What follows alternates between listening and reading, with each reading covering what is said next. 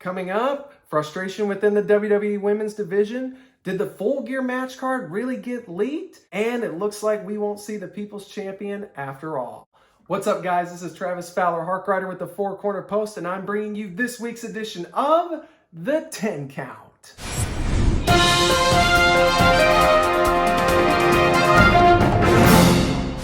Starting at number 1, yes indeed, there seems to be some concerns with the WWE Women's Division, and it all stems from the Queen's Crown Tournament. Now, of course, we saw the return of King of the Ring and the debut of the Queen's Crown Tournament last week, and the men had a lot more time devoted to their quarterfinal matches, whereas the Queen's Crown Tournament didn't even have one single quarterfinal match go to a 3-minute mark. This has caused a lot of the women backstage to worry whether or not WWE is starting to shift focus away from the women's division. Only time will tell if they're going to continue to devote more time to their women's division and build new characters to enter that main event scene. Hopefully the winner of this Queen's Crown Tournament will be able to put her foot within that main event slot. Speaking of women's divisions, over at Impact Wrestling, they have a huge signing. Coming in at number 2 is the signing of The Inspiration. Formerly known as the Iconics, Jessie McKay and Cassie Lee have officially signed with Impact Wrestling, and I think this is a great fit for them. I thought it was a great place that they should go to continue on with their wrestling craft, and apparently they did too. And they are getting main event treatment right off the bat as they are thrown in to the women's tag team title match at Bound for Glory, and they'll be taking on the team of Decay, Rosemary, and Havoc. They could end up walking out of Bound for Glory as the first ever women's team to hold both the WWE and Impact Wrestling women's tag team titles. As a fan of theirs, I kind of want it to happen. Coming in at number 3 is a very interesting story as the Peacock streaming service blocked SummerSlam usage for the Fox network and the USA network.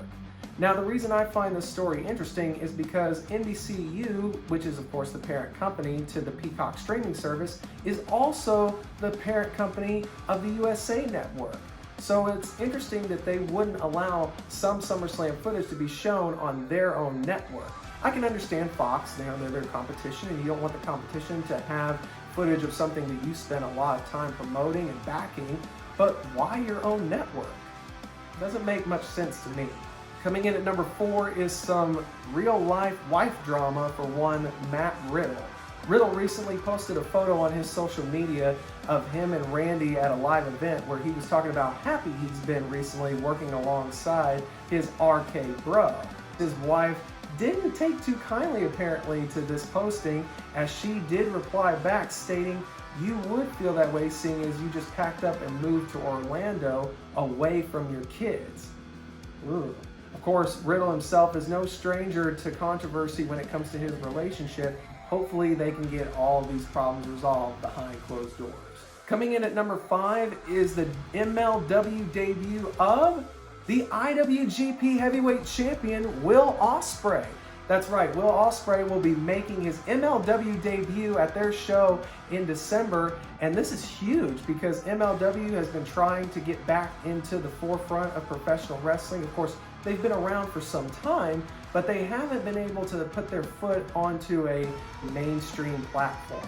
But now they are put on Vice. They're starting to build up a new brand with the Aztec Underground, which of course is sort of a spinoff from the Lucha Underground series.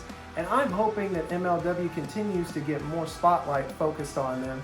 And with Will Ospreay coming in as the current IWGP Heavyweight Champion, can't get much better than that, especially since that show is taking place in New York City. Coming in at number 6, Roman Reigns is actually a big merchandise booster. There was a report a couple weeks ago from Forbes magazine that said that Roman Reigns was making record-breaking sales with merchandise, topping that of even John Cena. Now, Brad Shepard went in and did some investigating onto this, and it turns out that no, he isn't topping that much just yet. He's almost there. But when it comes to whether or not you're able to move merchandise as a heel the way you did as a face, Reigns has been successful at both. He is moving just as much merchandise as a heel as he was when it was a face. That is something that is very rare to do, and Reigns is pulling it off seamlessly. The Tribal Chief is definitely a wanted commodity. At number 7, Shawn Michaels has a new protege down in NXT, and it's the new North American champion, Carmelo Hayes. Reports indicate that HBK is taking Carmelo under his wing, much the same way he did with Adam Cole, who Cole even said Michaels was a great mentor to him when he had his time in NXT.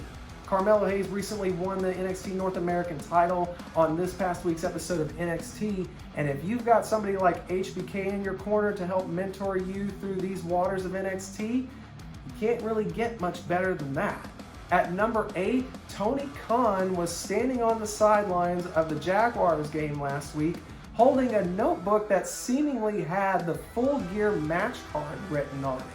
Now, some of the matches that were written on this, you can kind of figure that these matches were coming, but it's the ones that we didn't see coming that are kind of interesting. We've seen matches that people have made out of Jon Moxley versus Bryan Danielson.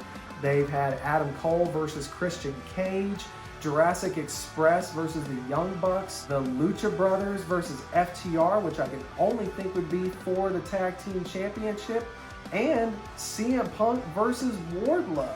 Now, of course, card subjects are always willing to change, so this could be just a red herring and maybe just some ideas he's throwing about. But there is one interesting note on there. The Hangman Page and Kenny Omega World Title match that's been announced had Hangman circled on it. Can we figure out what that means? At number 9, WWE not having a pay-per-view in December. It's a very interesting thing that WWE, for the first time that I can recall in my many years of watching wrestling, isn't holding a pay-per-view in December this year. Now, the reason behind this is because Nick Khan, who is at the backing of the Day 1 pay-per-view that they are hosting in Atlanta on January 1st, thought it would be too crammed to have 2 pay-per-view quality events pushed together so close. So I understand where he's coming from on that one, and honestly, it may be a smart move on WWE's behalf to not hold a December pay-per-view. Finally! At number 10, it looks like The Rock will not be appearing at Survivor Series as most have anticipated he would. Now, there had been a long-standing rumor that The Rock was going to show up at Survivor Series to help build towards his main event match with Roman Reigns at WrestleMania. Well, 2 things have come to light on that. One, the WrestleMania match between him and Roman is not set for this WrestleMania, but he's pretty much a lock-in for the following WrestleMania in Hollywood. So a lot of people still thought he would show up at Survivor Series to help build towards that match, but it looks like that will not be the case. He will be in Australia filming a new movie, and with the quarantine restrictions, he could not make both Survivor Series and get back to film the movie in the allotted time. So unfortunately, we're not going to be seeing much of the People's Champion anytime soon. Well, that's all that we have for this week on the Countdown. Please do me a favor, hit that subscribe button down there. Also, give us a like while you're at it, and ring that bell so that you get notified anytime there is a new video posted to the channel. I've been Travis Fowler Harkwriter with the Four Corner Post. I'll be back next week with a new edition, but for now, peace out.